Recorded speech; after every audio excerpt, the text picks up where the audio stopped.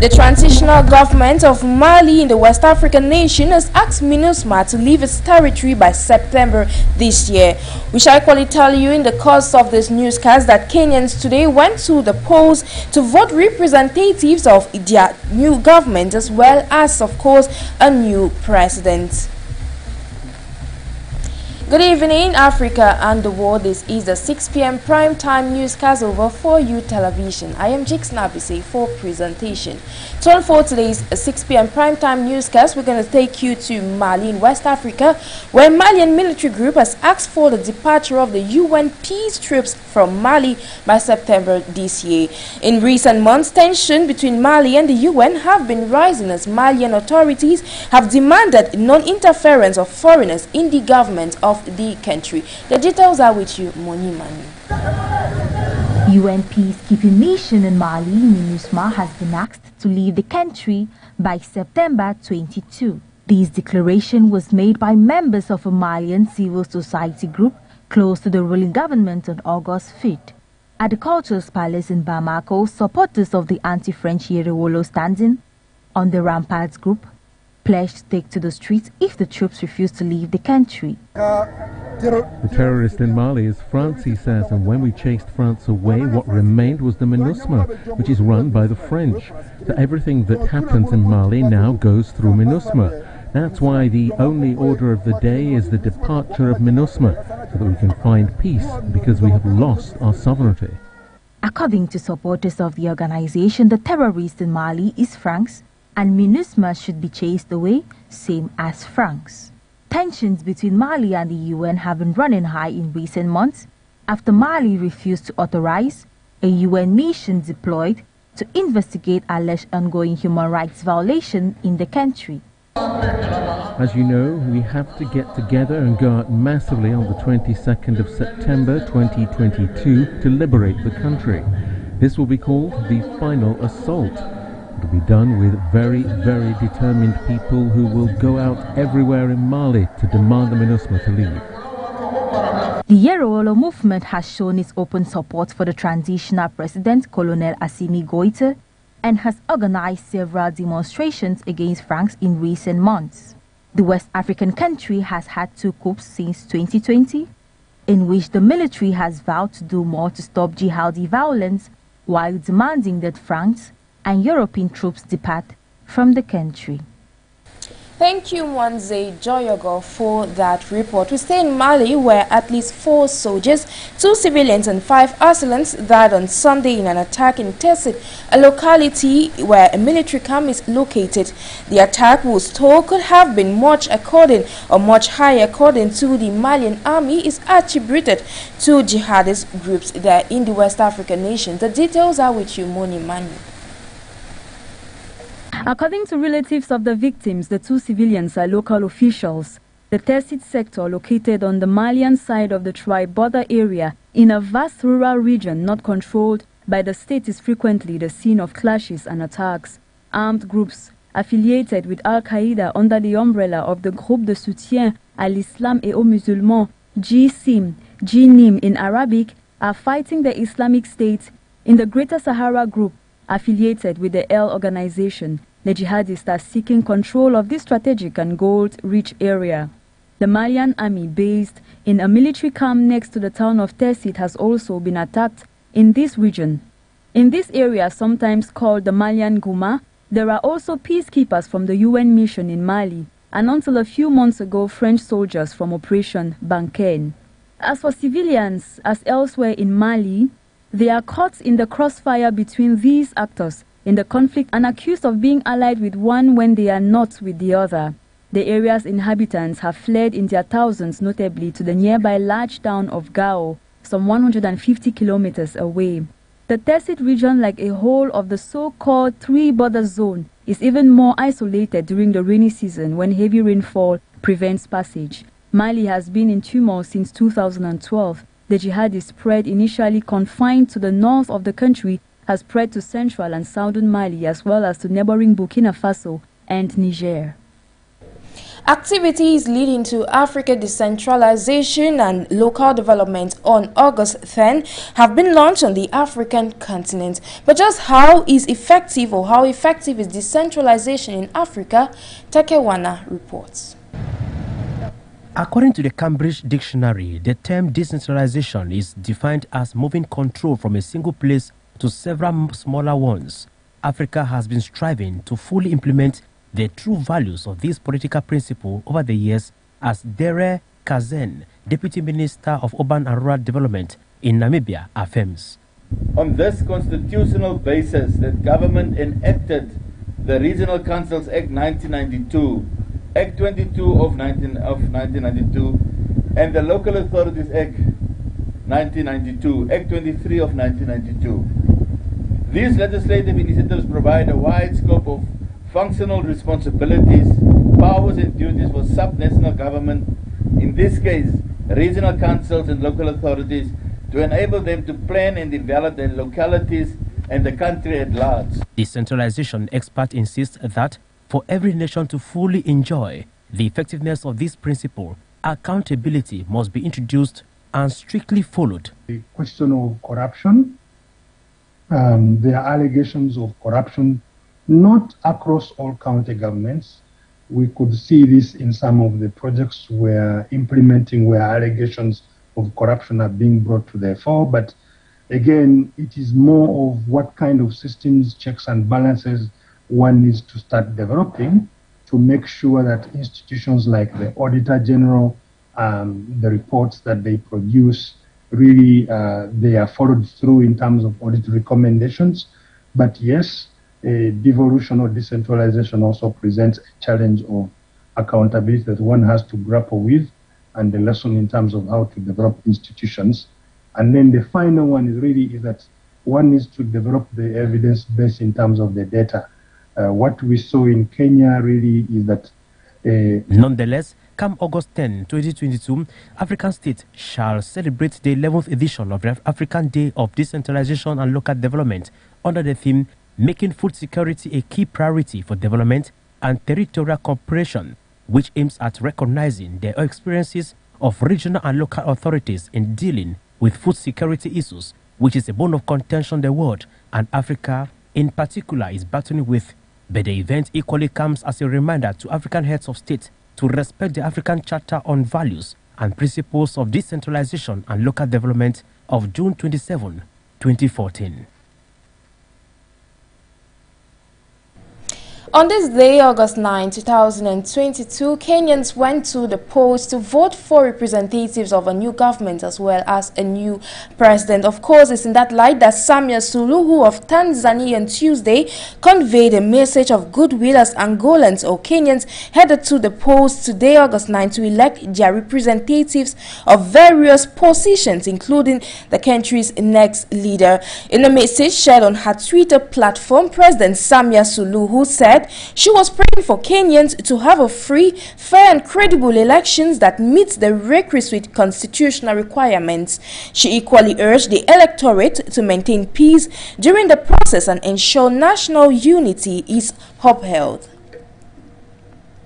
We now take you to Chad, where the aftermath of the deal signed in Qatar to launch peace talks in N'Djamena has generated mixed feelings or mixed reactions between Chadians back home. What could be the reason behind these mixed feelings? Let's find out in this report with you, Moni Manu. While some Chadians welcome the new agreement between the country's military government and more than 40 opposition groups, others believe the problem is far from being resolved after the main rebel group refused to take part. Whatever the outcome of the negotiator in Doha reached, the long-awaited peace agreement is to be welcomed. We've been waiting for this agreement for 5 months to allow the political military to come and participate in the talks here in N'Djamena. 9 or 10 of the political armed members did not sign the paper. I think there's still a problem.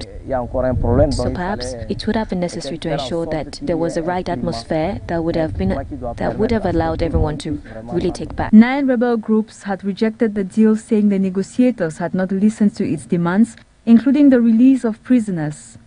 The rejection by FACT and at least 8 other rebel factions cast a pall over celebrations of the agreement, which was hammered out after months of talks in Qatar's capital. This agreement we now have with those who have signed this agreement supposes a problem with the application inland, because the important civil society organizations and the most important political actors inland do not adhere to the process. Chad has endured repeated uprisings and unrest since independence in 1960. The dialogue aims to agree on the rules for a presidential election that Déby has promised by October. Away from Chad, let's go to Guinea, where the National Front for the Defense of the Constitution there in the country, coalition of trade union parties and civil society organizations have denounced the unilateral management of the transition. Futso has the details. A collective called Monday, August 8 for a new demonstration against military power in Guinea on August 17, ending a trust for lack of answer to its request for credible dialogue on the transition to civilian power. The National Front for the Defense of the Constitution, FNDC, a coalition of parties, trade unions and civil society organizations, was behind the demonstration organized on 28 and 29 July, which were banned by the authorities and where 5 people were killed to denounce the unilateral management of the transition by the power in place. Then suspended its protest movement for a week, including that planned throughout the country on August 4th, at the express request of the Bissau-Guinean head of state Umaru Sissoco Embalo, current president of the Economic Community of States from West Africa, ECOWAS. Colonel Mamadi Doumbouya, who overthrew President Alpha Condé on September 5, 2021, at the head of the country since 2010, has pledged to hand over power to elected civilians within 3 years. However, almost all the political actors in the country and the West African state mediators in this case want him to shorten his period.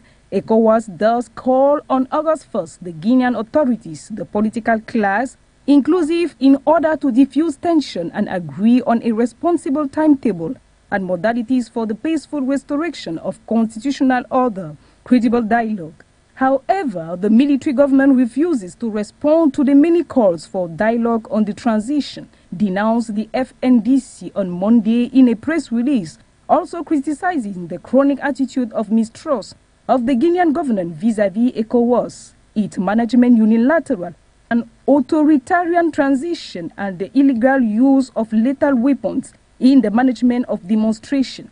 In addition to the opening of the credible dialogue with political actors and civil society on the setting of a responsible and consensual deadline for the duration of the transition, the FNDC demands from the military power to unconditional release of all its militants arrested during the latest demonstration.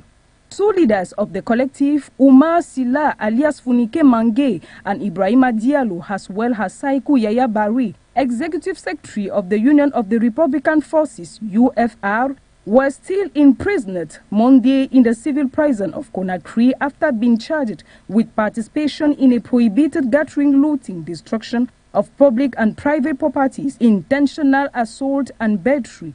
Fonike Mange, coordinator of the FNDC, was heard during the day. He does not recognize the fact with which he is accused and considers that he is within his right to fight for the establishment of democracy. His lawyer, Mr. Tieno Suleiman Bari, told to the press, President Embalo assured at the end of July that he had convinced the military government to reduce the transitional period for a return to democracy from 3 years to 2, information which has not been confirmed by the Guinean authorities. Tunisia's new and controversial constitution will go into effect later this month, cementing the vast power seized a year ago by its author President Kais Saied, though fewer than 3 in 10 voters cast their ballots in the July referendum.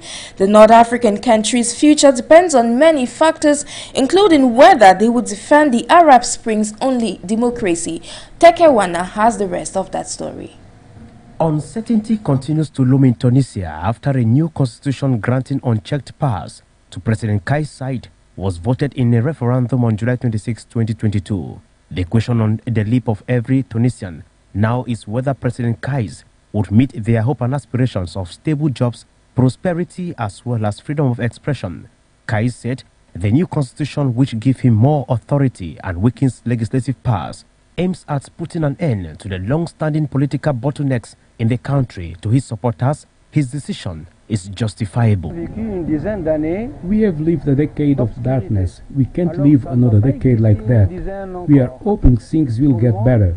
Tunisian post-revolution transition has been dwindling with economic hardship in recent months as a result of the Russia-Ukraine conflict, as prices of basic commodities drastically increased at the detriment of low-income earners.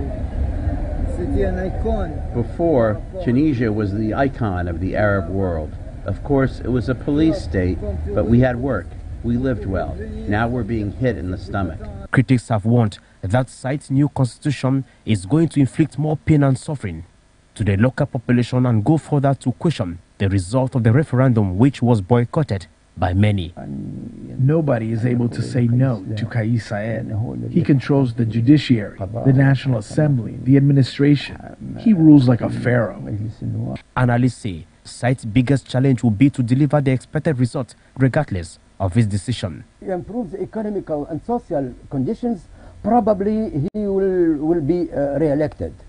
Otherwise, if his only obsession is constitution and election and without any economical and social agenda, probably the country is going to enter into crisis. However, whether Saied would secure another international financial support to help revive the economy of his country is the hope of Tunisians. Another point of interest is that of security, as a good number of trade union and pressure groups are planning to storm the major streets of Tunisia as a show of expressing their vexation to the Saied's new political ambition. It seems like most of Tunisia's police state is still with him, and it seems like many of parts of Tunisia's military are also with him. If the Tunisian public spiraled into a state of chaos, where there were protests all over the country threatening the country's security, the military might make a recalculation. As now, political pundits in Tunisia say Saied shall have no one to blame if things go wrong with his new political ambition, which has been termed a dramatic blow to the only democracy to have emerged from the 2011 Arab Spring uprisings. The war in Ukraine, food insecurity as well as climate change, those were the main points of focus during the joint press conference between the U.S. Secretary of State Antony Blinken and South Africa's Minister of Internal Relations and Corporations Naledi Pandor on August 8 in Pretoria, South Africa. Mwanzi Joyogo. U.S. Ambassador Antony Blinken and South Africa's Minister of International Relations and Cooperation held a joint news conference on August 8 discussing the threats of climate change, food insecurity and the war in Ukraine. Blinken is on a 5-day working visit in the African continent and his first stop is in South Africa. The tour will also see him visiting Congo and Rwanda in the days ahead in what is seen as a contest between Western nations and Russia to win support from African countries over the war in Ukraine. Speaking at the opening of the strategic dialogue on August 8, Pandor pleaded with world leaders to use diplomacy as a solution to various conflicts. Blinken, on his part, said existing relations between the two countries, which range from cooperation in health and other sectors, would pave the way for both nations to engage frankly on issues where their views are different. A few weeks back, French President Emmanuel Macron and Russia's Foreign Minister Sergei Lavrov visited the continent in a bid of scoring some points with it, as many African nations have taken a neutral stance in the war between Russia and Ukraine. The Biden administration has revealed its new strategy on the African continent. The U.S. Secretary of State Antony Blinken, while in South Africa, said this policy has 4 top priorities. What are these priorities? Find out in this report. In what most analysts have termed a fresh and cold scramble for Africa, the Biden administration's top foreign policy official, Secretary of State Antony J. Blinken, has reviewed the United States' new strategy for the African continent. According to Antony Blinken, The strategy is a partnership with Sub-Saharan Africa, which is rooted in the recognition that the region is a major geopolitical force, one that shaped its past, is shaping its present, and will shape the future. These he said in a speech in South Africa, adding that the policy had 4 priorities. Top of the agenda, the Secretary of State unveiled is to foster openness, that is the capacity of individuals, communities and nations to choose their own path and shape the world in which they live in, address global food insecurity, promote gender equity and equality, shape the rules of the world on vital issues like trade, cyber, emerging technologies, and above all confront the threat of terrorism, conflict and transnational crime. Also, to work with African partners to fulfill the promise of democracy. These at a time when many are questioning the credibility of democracy on the African continent. After Thomas Greenfield's trip, Blinken on behalf of his nation will work with Africa to recover from COVID-19 and lay the foundation for broad-based sustainable economic opportunity to improve the lives of our people, he stated. His visit will equally see the U.S. putting in measures in combating climate change by leading the transition to clean energy. Nonetheless, Blinken has declined allegations that purpose of his visit is to counter Russia's influence in Africa. However, South Africa's Foreign Minister Naledi Pandor unnamed European countries and the U.S. Congress for what she called their patronizing and bullying attitude to the continent. Ladies and gentlemen, that will be it for the 6 p.m. primetime newscast over For You Television. I have been Jix Nabise for presentation. See you tomorrow when it shall be 6 p.m. in Abuja, Nigeria. Bye-bye.